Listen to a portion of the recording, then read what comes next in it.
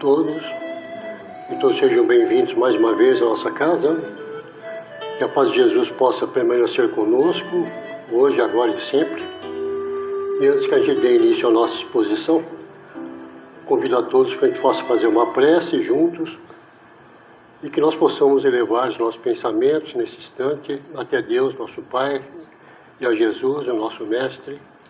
Também junto aos amigos espirituais que mais uma vez estão aqui conosco, colaborando na proteção, na intuição, na orientação desse trabalho, e que nós todos possamos usufruir dessas dádivas que nos reserva esta noite, nessa exposição, que nós todos possamos ter a compreensão absoluta dessas informações que são muitíssimo importantes para nós, na nossa caminhada, que cada vez mais nós possamos compreender toda essa instrução, todo esse ensinamento que vai fazendo com que nós nos modifiquemos para melhor dentro da nossa reforma interior, cada um no seu tempo, cada um na sua possibilidade, mas que todos nós possamos ir caminhando até a nossa perfeição, que ainda que distante possa parecer, nós vamos caminhando com perseverança. Que assim seja.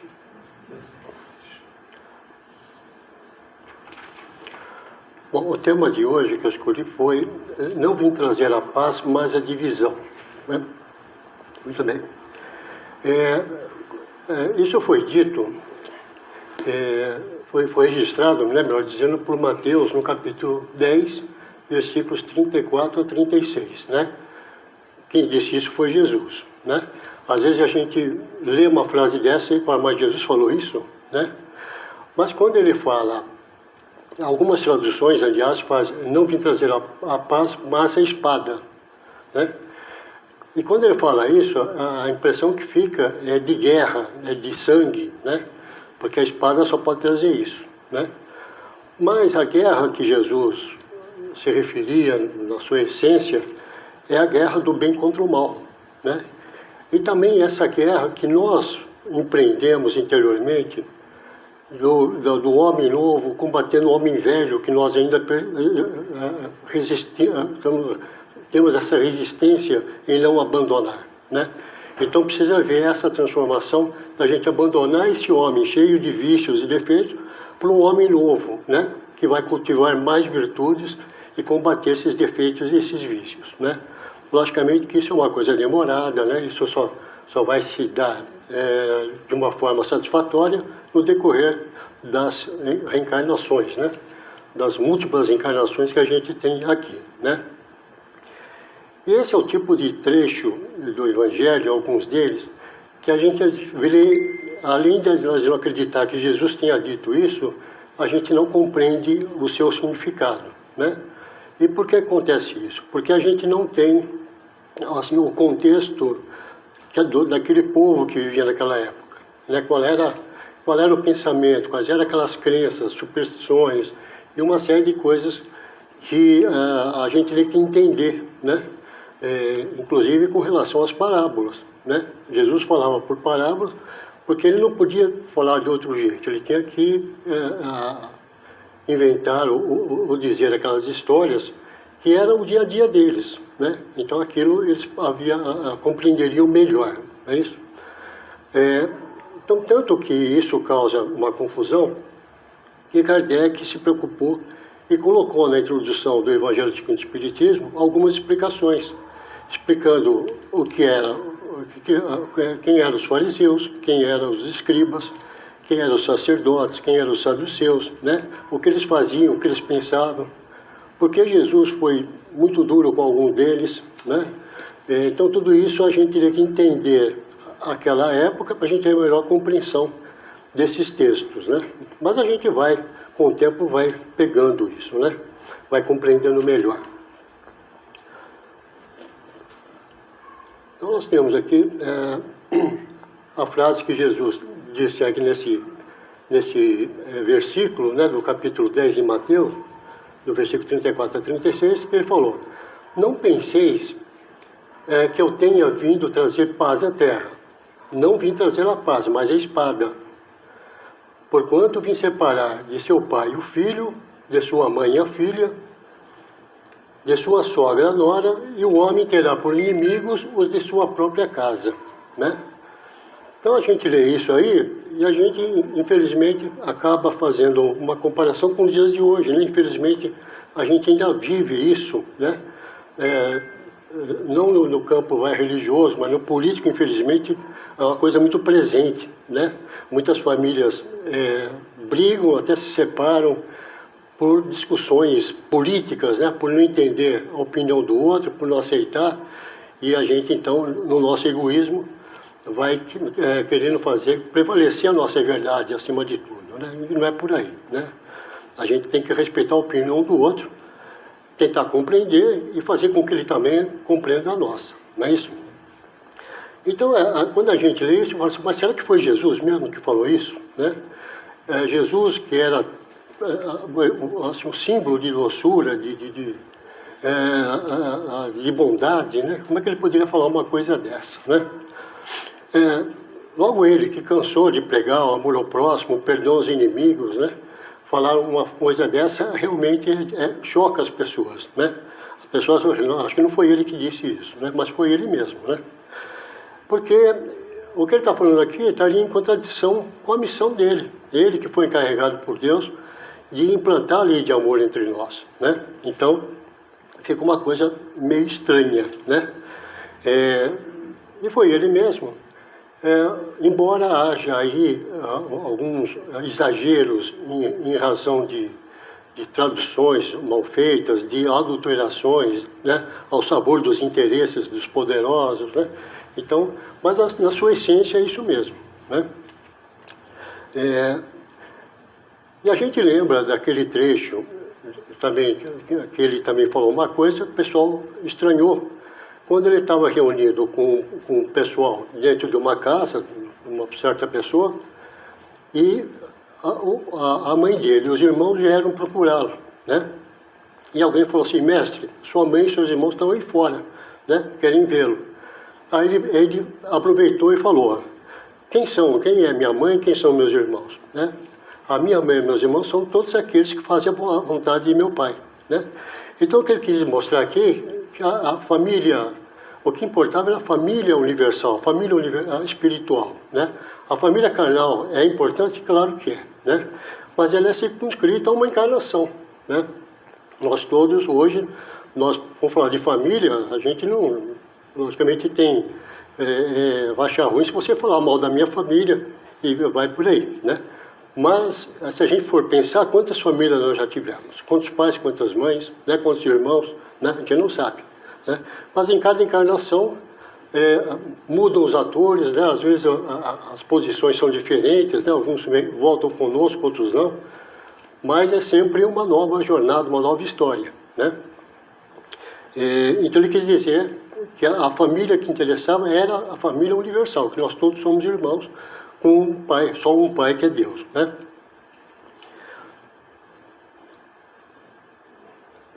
Agora, com relação ao que ele disse, qual era a questão? Que toda ideia nova forçosamente encontra oposição e nenhuma há que se implante sem lutas, né? Então veja, toda ideia nova mexe com a gente, porque essa ideia nova, a tendência é de nos tirar da zona de conforto, né?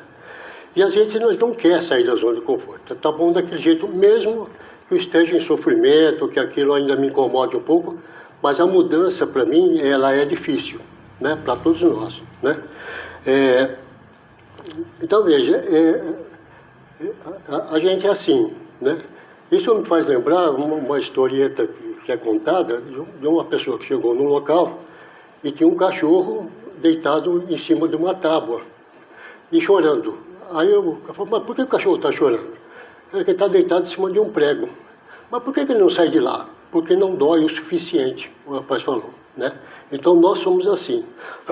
Nós estamos numa zona de conforto, estamos sofrendo, tem uma mudança que a gente percebe que seria para melhor, mas ela exige um sacrifício, exige uma renúncia, e nós não queremos sair dessa zona de conforto, mesmo sofrendo, né? Então o que acontece? Essa dor, por culpa nossa mesma, vai se intensificar e a gente vai acabar saindo, se não é nessa, na outra. Uma hora a gente vai acordar para uma realidade, né? Mas é via dor, via sofrimento, né? Então, veja, essa ideia que Jesus trazia era a boa nova, né? Que a gente devia se amar como irmãos, né? Que nós teríamos que fazer força para perdoar os inimigos, né? Uma coisa bastante difícil, mas era uma coisa que ele trazia até como vamos chamar aqui de novidade, porque até então o inimigo era tratado da pior maneira possível. Ninguém nunca pensou em falar, vou perdoar o inimigo? Jamais, né? Mas Jesus não, falou, vamos perdoar o inimigo, né? Agora, eram conceitos que abalaria a estrutura dos poderosos da época, não gostaram, né? Porque eles estavam na zona de conforto, havia um domínio, né? Então eles se aproveitavam daquela situação, né? De várias maneiras, poder, de dinheiro, essa coisa toda, né? E eles manipulavam aquelas velhas tradições, aqueles velhos costumes, para ter esse domínio, né? Para explorar aquele povo que já era tão sofrido, né? Então, essa resistência a essas ideias era tanto maior quanto mais ela se mostrava verdadeira. Então, irritava mais os poderosos e a resistência aumentava, porque eles não queriam aceitar de jeito nenhum, né? Então, no Evangelho continua dizendo o seguinte, olha, se for notoriamente falsa, se fosse uma mensagem de Jesus falsa, né? Se a julgo isenta de consequências, ninguém se alarma. Deixam-na todos a passar, certos de que lhe falta vitalidade, né? Então, veja, se a ideia é falsa, então não haveria preocupação, porque a ideia falsa é a questão da mentira que tem perna curta. Ela não vai durar muito tempo. Uma hora ela cai por terra, né? Agora, se porém é verdadeira, e era, né? E é verdade, se assenta em sólida base, se lhe prevê o futuro, um secreto pressentimento adverte seus antagonistas, né, seus inimigos, de que constitui um perigo para eles e para a ordem das coisas em cuja manutenção se empenham. Atiram-se então contra ela e contra os seus adeptos, né? Então, se é verdadeira, eles então intensificavam esse ataque, porque não havia mesmo aceitação, né? E, logicamente, queriam atacar não só a ideia, como os seus adeptos, né? Então, eles queriam acabar, eliminar a coisa ali na raiz, né? Agora, como era uma coisa que causava uma emoção nova, né, no povo, né? Provocava essa violenta oposição, né? E aumentava mais o grau de persistência e de raiva, de ira desses adversários da Boa Nova, né? Então, Jesus vinha proclamar uma doutrina que solaparia pela base os abusos de que viviam os fariseus, os escribas e os sacerdotes de seu tempo. Imolaram-no, portanto, certos de que, matando o homem, matariam a ideia, né? Então, veja, a Boa Nova era um choque de cultura daquele povo, né? E os poderosos sentiram na pele, né? Tremeram na base, né? Como se diz, né? Principalmente os fariseus, os sacerdotes, os escribas, os saduceus, aqueles que eram contra essa quebra de costumes, né? Mas a ideia, ela cresceu, ela progrediu, né? Por quê? Porque era uma missão divina, né? Jesus foi encarregado de trazê-la aqui, nessa encarnação, né? Com tudo que ele passou, ele foi capaz de implantar, né? Tanto que chega aos nossos dias e vai perdurar pela eternidade, né? Então, veja, ele estava combatendo crenças seculares, né? Era uma coisa que eles não... ali havia mais interesse desse pessoal do que convicção, na verdade, né? Era mesmo um domínio, né? Era questão de poder mesmo, né? E a luta, ela continuou, mesmo depois da crucificação de Jesus, ela continuou com a perseguição dos cristãos, tudo aquilo que aconteceu, né? Mas a ideia tomou proporções, né? E triunfou porque era verdadeira, não é isso? E continua lá no Evangelho, que fala, é de notar-se que o cristianismo surgiu quando o paganismo já entrara em declínio e se debatia contra as luzes da razão, né? Então, esse paganismo, né, ele era sustentado, como eu disse, mais por interesse, né? Porque a crença, na verdade, ela estava desaparecendo, né? Eles talvez não percebessem isso, né? Porque o interesse deles falava mais alto, né? Mas o combate ao cristianismo, né, persistia, porque o apego a essas velhas crenças era grande ainda, né? Era muito grande.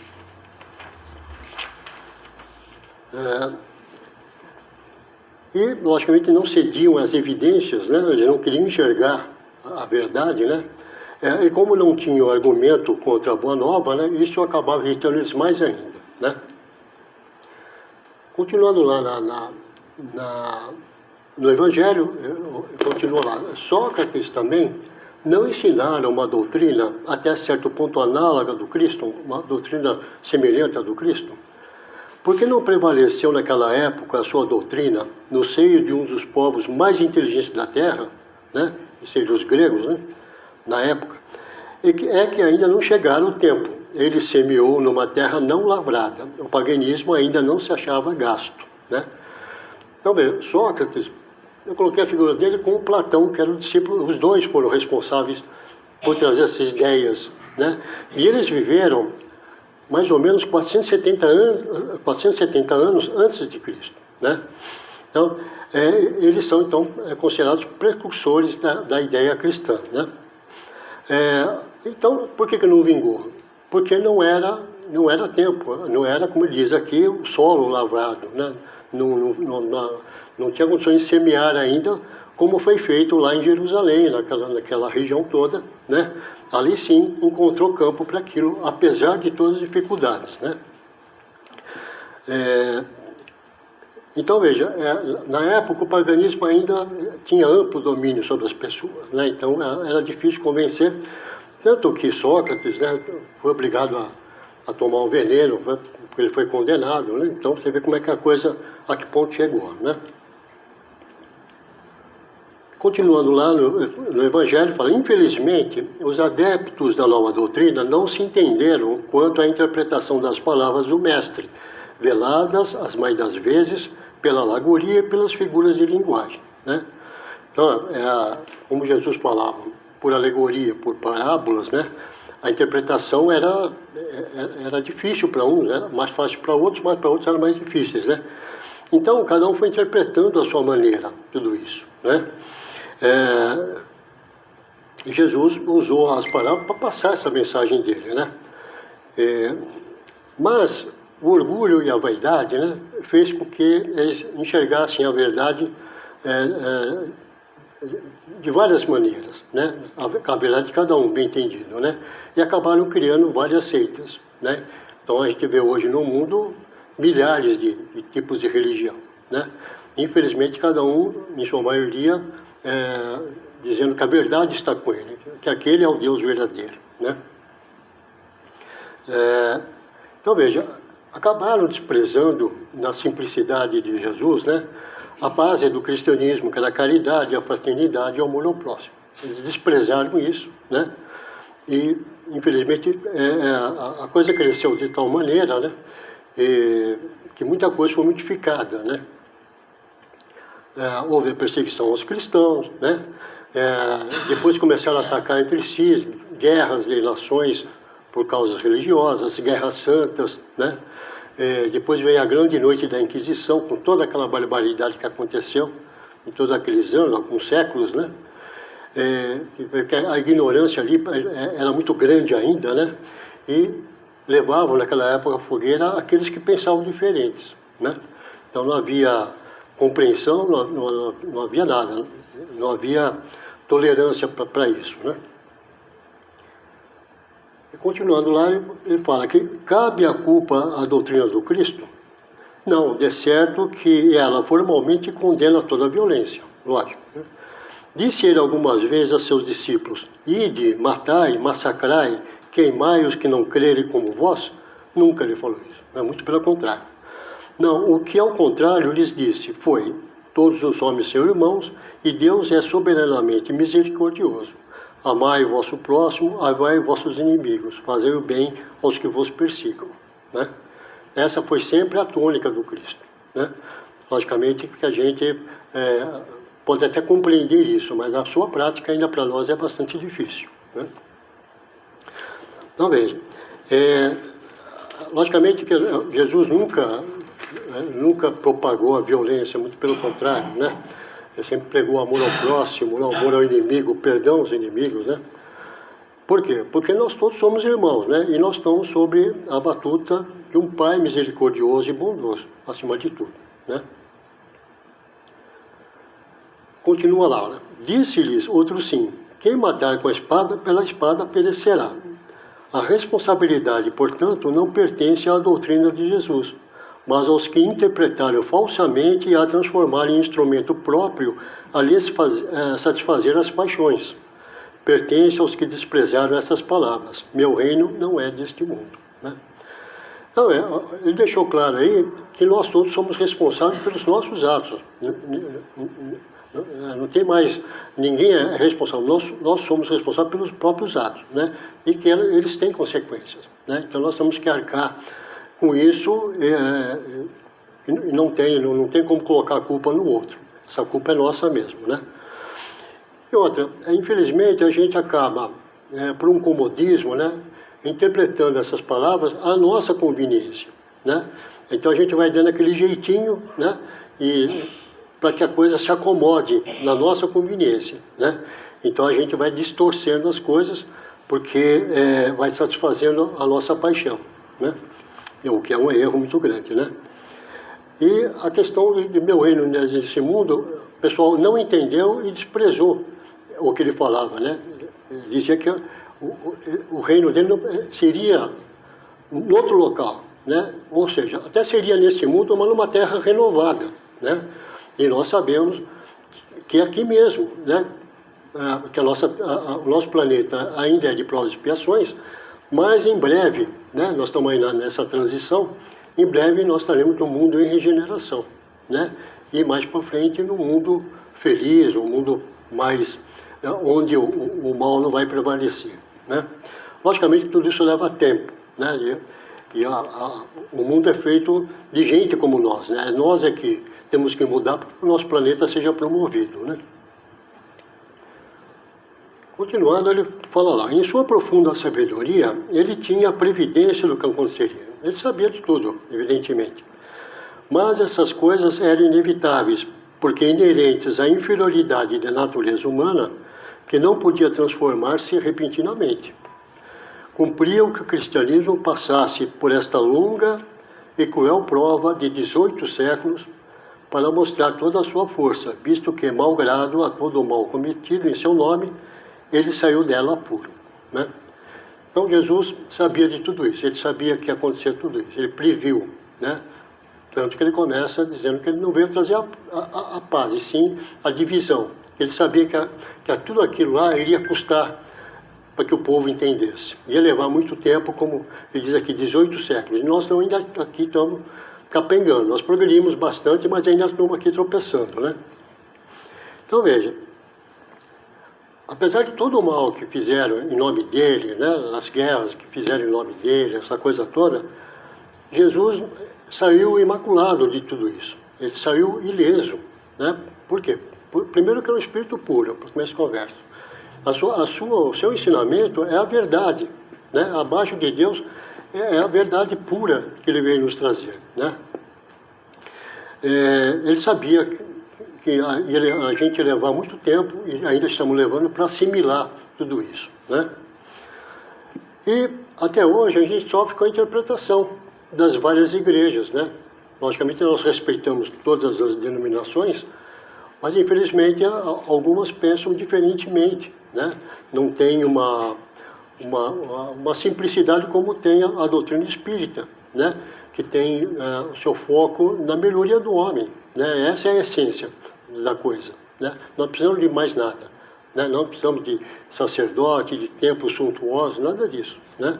A nossa simplicidade faz com que a gente acaba atraindo as pessoas para esse entendimento, né?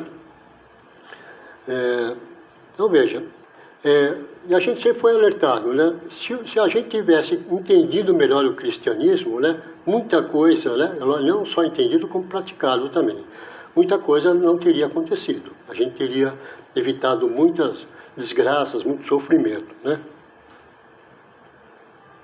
Ele continua falando lá o seguinte, olha lá, quando Jesus declara: não creais que eu tenha vindo trazer a paz, mas sim a divisão. Seu pensamento era este: não creais que a minha doutrina se estabeleça pacificamente, né?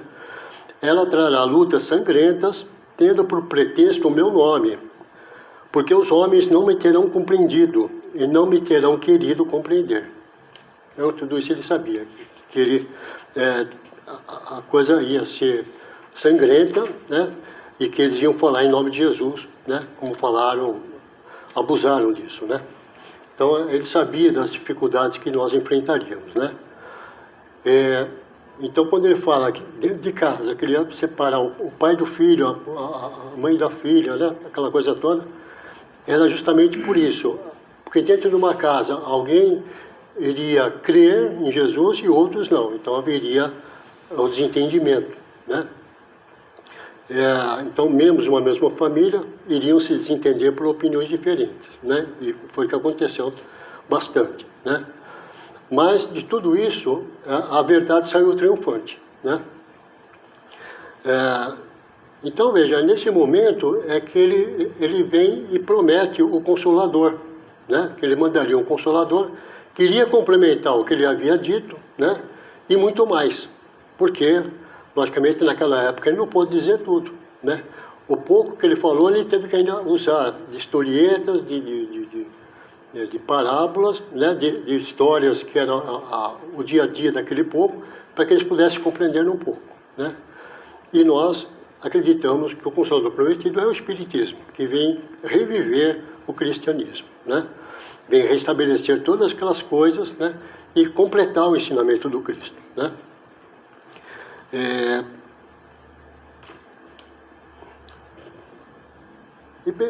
Aqui ele segue, né, falando do Espiritismo. O Espiritismo vem realizar, na época prevista, as promessas do Cristo. Entretanto, não o pode fazer sem destruir os abusos. Como Jesus, o Espiritismo, topa com o orgulho, com o egoísmo, a ambição, a cupidez, o fanatismo cego, os quais, levados às suas últimas trincheiras, tentam barrar-lhe o caminho e lhe suscitam entraves e perseguições, né? Então, veja, assim como Cristo, nós também tivemos que enfrentar uma luta. Não era uma luta sangrenta, claro, né? Uma luta de ideias, né?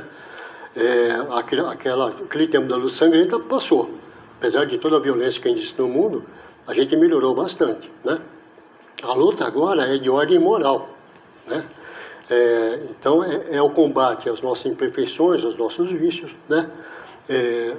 Principalmente o orgulho, o egoísmo, o ciúme, a vaidade, coisas que nos consomem ainda, né?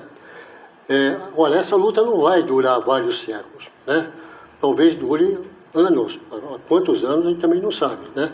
Mas será o menor tempo, né? Porque hoje nós não temos o foco só tinha Jesus naquela época, né? Já era uma grande coisa, né? Hoje não, nós temos um foco que vem de vários lugares, né? Então nós temos núcleos no mundo todo falando praticamente a mesma coisa, né? Isso logicamente melhora a comunicação, né? No todo. Ele fala: essas palavras de Jesus devem, pois, entender-se com referência às cóleras que a sua doutrina provocaria, aos conflitos momentâneos a que se ia dar causa, às lutas que teria de sustentar antes de se firmar, como aconteceu aos hebreus antes de entrarem na terra prometida, e não como decorrentes de um desígnio premeditado de sua parte de semear a desordem e a confusão, né? Então, no primeiro momento, a gente acha estranha essas palavras, essas passagens, né? Mas a gente tem que se lembrar que ele se referia a esses conflitos que o povo todo passou durante esses séculos todos e que nós também estamos passando hoje numa menor proporção, né? Mas é uma luta contínua, né? Então, veja, que o mal, ele é sempre decorrente dos homens, né, das nossas ações, e não da doutrina. Ela é pura, né?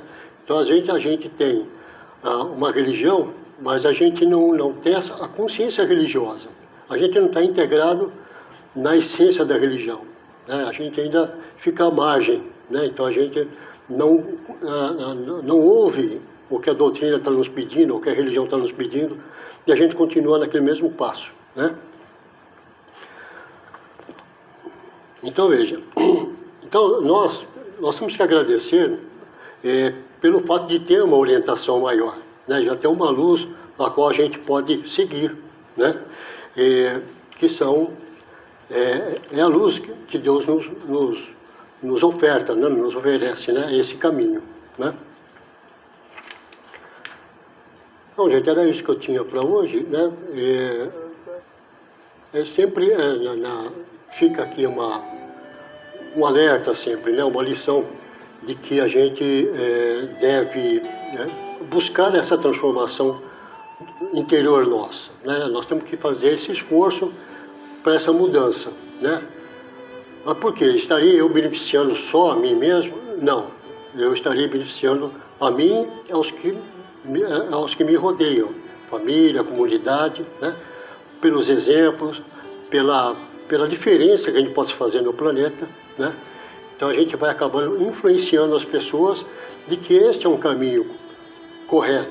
Nós não somos donos da verdade, né? Mas pela lógica, pelo bom senso, a gente deduz que essa é a verdade, né? E a gente vai seguindo até que encontre lá uma outra verdade que nos satisfaça e a gente vai mudar de caminho. Kardec mesmo previu isso no Evangelho, né? Se surgir alguma coisa que a doutrina vai ter um contraponto com a doutrina, ela será mudada, desde que nos convença que aquilo é uma mudança, né? Certo? Vamos agora partir para a nossa segunda parte. Então eu